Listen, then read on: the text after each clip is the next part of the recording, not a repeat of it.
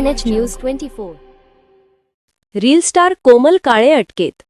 बसमधील महिलांचे पर्स लुटणारी बंटी बबली जोडी पकडली. अहिल्यानगरमध्ये बसमधील महिलांचे पर्स चोरून तब्बल 9,35,000 रुपयांचा मुद्देमाल लांबवणारी कुख्यात बंटी बबली जोडी शेवटी पोलिसांच्या जाळ्यात अडकली आहे.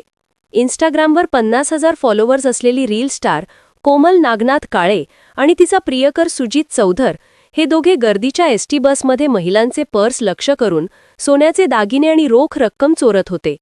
पाथर्डी कल्याण प्रवासादरम्यान अलका पालवे यांच्या पर्समधील दागिने चोरी झाल्यानंतर स्थानिक गुन्हे शाखेने तपासाचा वेग वाढवून कोमलला बसस्थानक परिसरातून पकडले.